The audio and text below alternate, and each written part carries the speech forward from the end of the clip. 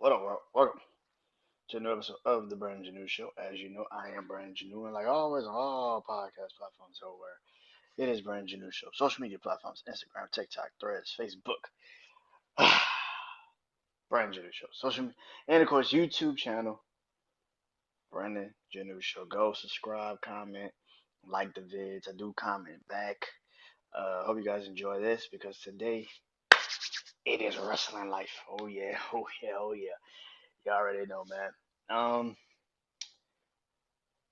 After every Prime live event for WWE, it is a rate and review show. And today was no exception because today was WWE's Backlash in France. 5 matches on the card, man. 5 matches, five. That was it. A lot of people don't understand. I like this. I like the big events are supposed to have these massive, 8 card matches and 10 card matches, but Backlash and you know King and Queen of the Ring, which is gonna be the next pay per view, and then Bash of Berlin, and and Clash at the Castle, stuff like that. Like those pay per views, I like that they are you know 5 6 matches. That's it. Like I don't need to be watching 30 20 different 20 matches on one card. Like bro, that's I don't have that much time, my nigga. I want to get in and out, man, and give these matches a lot of time to cook. So, like I said, this is the rating review show, and as you know, how I do my rating review shows, uh, I rate every match on the card, talk about each and every match, and I go from my least favorite to my most favorite match on the card. Like I said, it was only 5, so it really wasn't that hard to really not like these matches. Uh, so yeah, man. Yeah, this pay per view is cool, man. And if I got more than one 5-star match, which I kind of do on this, which I kind of do on there, I will go for my favorite match. I will go for my least. I won't say my least favorite, but my why is my why this match isn't the match of the night. And I'm gonna give my match of the night as well. But let's get into it. Like I said, only 5 matches on the card, so let's get into it, man. This crowd was amazing. Amazing. I thought Puerto Rico took the cake last year for Backlash, but this crowd this year was top tier in France. So let's get into it, man. So the first match on the card is the first match on here that I gave 4.5 stars to. Really, I'm bumping down to 4. I'm bumping down to 4. Um, and that is Damian Priest versus Jey Uso for the World Heavyweight Championship, the WWE World Heavyweight title. I gave it 5.5 stars. I'm gonna really give it 4. The crowd, like I just said, played a massive factor into this matchup. But this shit felt like a Monday Night Raw match,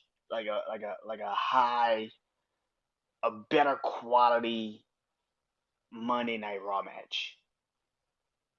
Yeah, it wasn't good to me like that, but the crowd played a factor into this. Also, Damian Priest, and they're still teasing the Judgment Day breakup, which is kind of, I'm gonna be honest, it's actually good because right now Damian Priest doesn't really have to worry about Dominic Mysterio or Rhea Ripley, and this is kind of telling you the story of Rhea Ripley not being there because Rhea Ripley will keep them together, and now she's gone, and now also Dom is gone. So it is literally Finn Balor and JD trying to kind of be Damian Priest's Damian Priest's henchman, and it's not working. Damian Priest is like, bro, I wanna win these matches because I know if I don't, I'm gonna be looked at like Roman Reigns, where, and I don't mean that in the sense of like what Roman Reigns dominance. Where I'm saying is like all Roman Reigns matches, he needed help, and I feel like the one match that Damian Priest is not gonna have Judgment Day, he gonna lose the title. So but tonight was a perfect example of that. Judgment Day and Damian Priest is trying to pretty much go out here and be a, a noble champion. Thank you, Lord Jesus, a noble champion. And Judgment Day is still trying to use their old tactics, and it's like, bro, I don't need you to help me in that sense. Um, the match was good. I thought, like I said, it's like a high profile Raw match. You could have did this shit for Monday Night Raw. You really could have. I gave it 4.5, but I'm probably gonna bump it down to 4. Um, I love the crowd for Jay. Jay is over. He's just not championship world heavyweight championship material yet. Um, and this is also why I feel like Damian Priest and Cody Rhodes should have swapped brands, because I think Damian Priest fits better with SmackDown right now. And Raw's the high power show, but your world heavyweight champion cannot be the third, fourth, fifth best storyline on your brand.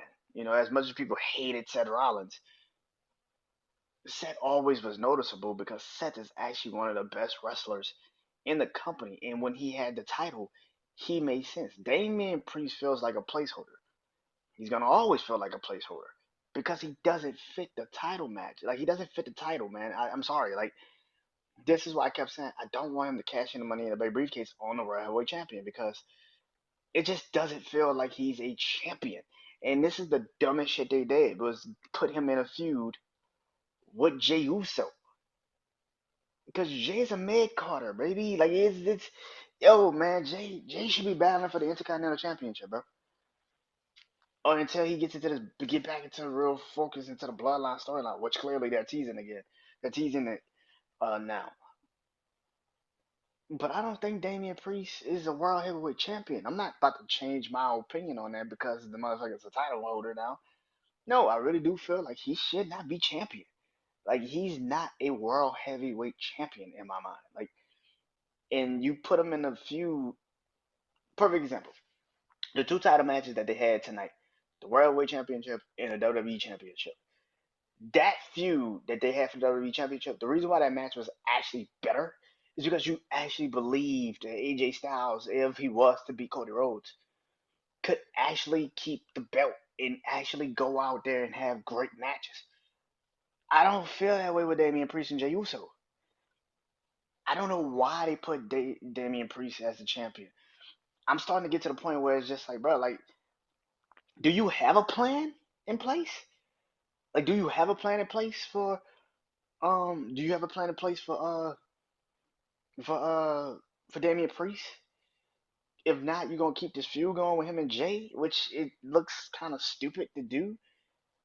And I know what people are gonna say. Didn't just let him fight Finn Balor now. For fucking what reason? Finn is not a champion either. Finn might be more of a champion than Damian might be, in my mind. But even in that sense, it's like it's been so long since Finn Balor has been the face of a brand. I don't know if he can do it now. You never lose it, but it just feels like he hasn't been the face of a brand in years since he went back to NXT for that little quick thing.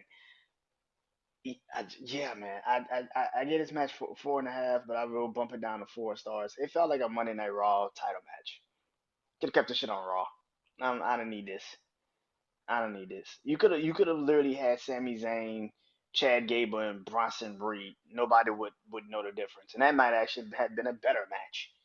Like, yeah, you could have kept this. I get that you needed Jay on the card to start to fuel that bloodline shit, but it's just like, and also on top of that, like, we didn't even get no new bloodline member in this match. We got one in one of the matches, but yeah, I just didn't. It, it yeah, it was 4 stars. 4 stars. I give it 4 stars. Originally 4.5, but now it's 4 stars, which means I got a bunch of 5 stars. I got a bunch of 5 stars, and that is where we're gonna have to hit it, man. So my first 5 star match of tonight is going to be The Kabuki Warriors versus Bianca Belair versus and Jade Cargill for the WWE Women's Tag Team titles. I get it's 5 stars. They gave this match so much time to grow and to build and to actually have a actual crowning of a champion.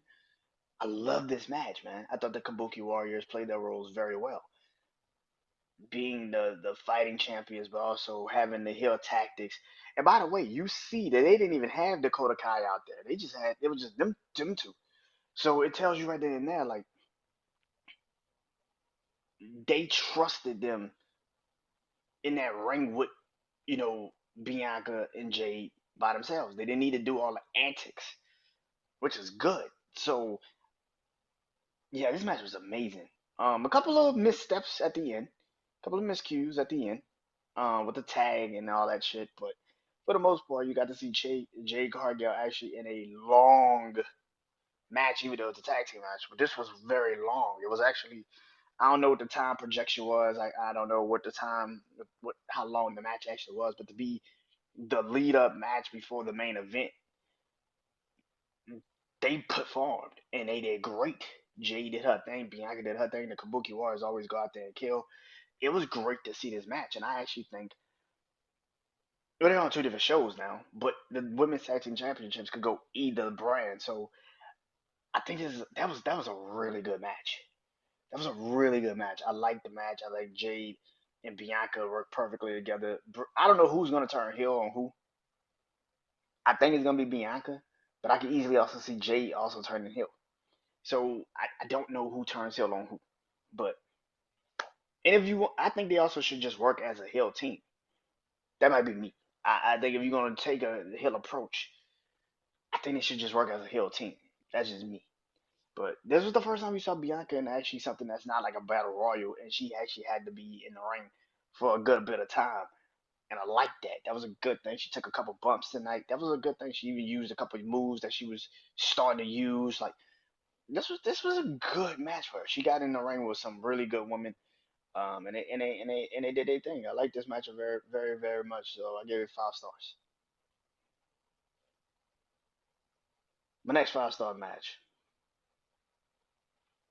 is the main event: Cody Rhodes versus AJ Styles for the WWE Championship. I gave it 5 stars. Um, AJ and Cody Rhodes' first ever meeting was exactly what I thought it would be, and I feel like it's still more on the table that they didn't do, and that's a good thing. And I already gave it 5 stars, so that tells you a lot.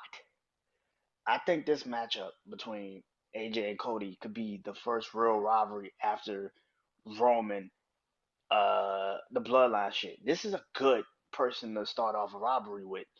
The first person Roman Reigns ever feuded with, when he really was, WWE champion, was AJ Styles.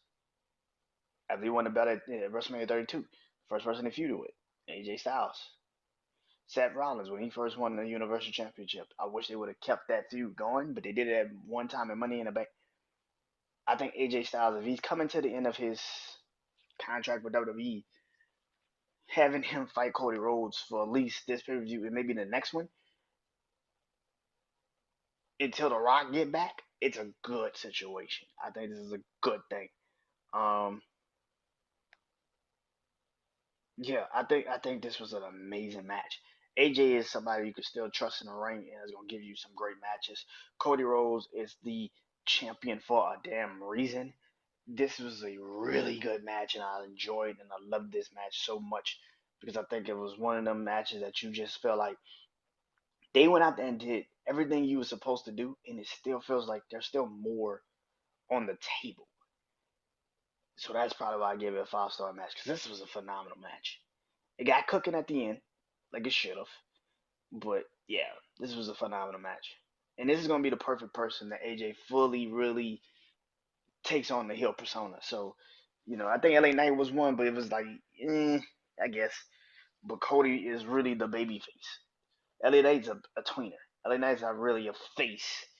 He's a tweener. He's kind of like, he's just LA Knight.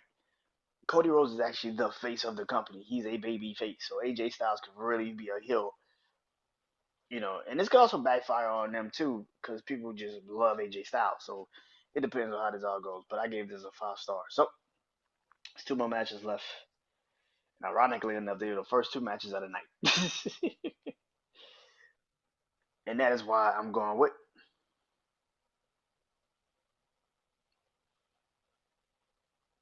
Bailey versus Naomi versus Tiffany Stratton for the WWE Women's title. I gave that 5 stars. This match was phenomenal. I knew those three was gonna go out there and do their thing. I didn't even have to question it. I knew they were gonna go out there and kill it. I just didn't know how it was gonna go down. And they had the best title match of the entire night. They had the best title match of the entire night. They were 4 matches, 5 matches on the card. 4 of them, 4 of the 5 were title matches. They had the best title match of the entire night. They fucking killed it. This was, if you had the lead up after the first match, this was the perfect lead up right after. This was the perfect follow up match. They went out there and fucking killed it, man. Bailey being the champion, Naomi being the veteran, and Tiffany Stratton kind of being the newcomer, but yet still being the one that could still go out there and prove herself. Still got to prove herself. This just all worked. It was a phenomenal match. Even the ending, Naomi not even Bailey not really pinning anyone 1, 2, 3 like with the belly to belly or the rose plant. It was just a simple a simple reverse, and it was 1, 2, 3, and it was like, oh shit, like even Naomi was like smile like, really, okay, you got me. And this is why I also feel like this can be a heel turn for everyone. Naomi, Bianca, and Jade. They can all work as heels, and they can work. And I think that's why I feel like they can work as a heel. So I love the match. Tiffany Stratton is killing it, man. She is one of them that will be a champion. Now, I'm not one of these people that's like, I would just put her as the Money in the Bank winner. Why? She deserves a big moment, man. She doesn't deserve to just get the briefcase on her. Like, that's stupid. I think she deserves to win the Royal Rumble. I think she deserves to win the Royal Rumble and have her WrestleMania moment next year. That's my feeling on it. I think she should win the 2025 Royal Rumble, Women's Royal Rumble. I think she should win the Royal Rumble next year because she's gonna be putting in so much work to prove that she can be that. I don't think putting the Money in a Bank briefcase on her is gonna change that perspective. I think if also, let's say Liv Morgan ends up in the conversation that she doesn't win a title anytime soon. I think Liv winning, you could have Rhea come back and beat Becky and Liv win the Money in the Bank briefcase, and Rhea gets her revenge that way by beating Rhea Ripley. Like, I think that's a way better idea than just to have Tiffany win the Money in the Bank briefcase. I think Liv should be the one that wins the Money in the Bank briefcase, but I do think Tiffany Stratton needs to get the WrestleMania moment, and I think she needs to win the Royal Rumble next year because she went out there and she performed again like she did at Elimination Chamber or any match she's been in. She's a beast. She's killing it. For Bailey, they're probably going to keep the Tiffany Stratton beef rivalry going first. I think Naomi's going to move on to maybe helping um, Jade and Bianca. But for the most part, yeah, man, I like the triple threat match. It was good. It was a really good fucking match. But it's not the match. The match of the night is the opening match of this pay per view, and that is Randy Orton and Kevin Owens versus the Bloodline. This is the match of the night. It's 5 stars clearly. Um, this shit was good. This shit was good. This shit was. It started off like a regular tag team match, but they didn't even start the match off because they were just like, fuck. Nick Aldis comes out there and says, you know what? Let's pretty much have bloodline rules. Do whatever y'all want to do to each other. I don't care anymore. Go ahead. Go at it. And it was on from there. It was amazing, man. They beat the living hell out of each other. This was one of the best matches. Solo finally breaks his losing streak, which something that people ain't gonna talk about. Maybe not in a solo, maybe he hasn't broken it in a one-on-one match, which I think that's coming soon. But he broke his losing streak. So I think this is the thing. Randy Orton is Randy Orton, man. He fits in any damn situation you put him in, and I like the fact that this is the match that Tamatonga had. This is his first match, and they trusted him easily trusted him. They put him in there with Randy Orton and Kevin Owens. Those are two of the most professional workers in the goddamn company, and they trust him that much out the gate to give him that type of energy. Like, man, and this match was fucking phenomenal, man. They beat the living hell out of each other. They went from the crowd to the outside to using tables and chairs and all of that shit. That match was phenomenal. One of the best matches they had. It's literally like it was like the end of WrestleMania. We're gonna start our Backlash with like a Bloodlines rules match, and it was fucking phenomenal. It was the best fucking match on the card. And then Tamatoga's brother Taylor, I think I said his name right. Taylor coming up at the end, popping up, which everybody's like, oh, it's gonna be Jacob Flair too. Which I think Jacob is gonna come back with Roman Reigns. I think the Rock, I think the Rock and I think the Rock and Solo and them, they're gonna team up with you know Tomatonga and Taylor, and I think it's gonna be the Usos, Roman and Jacob Fat too. I think Jacob is not back. Jacob has not arrived yet because they are trying to plan it around Roman Reigns coming back or The Rock coming back, and I think that's the thing. So yeah, all in all, man, Backlash was amazing. This was a good pay per view, man. Um, we're gonna eat good also Monday night, man. King of the Ring is back. They got a bunch of qualified matches. The men's side looks amazing already. Women's side too, man. I'm looking forward to seeing how it's gonna look.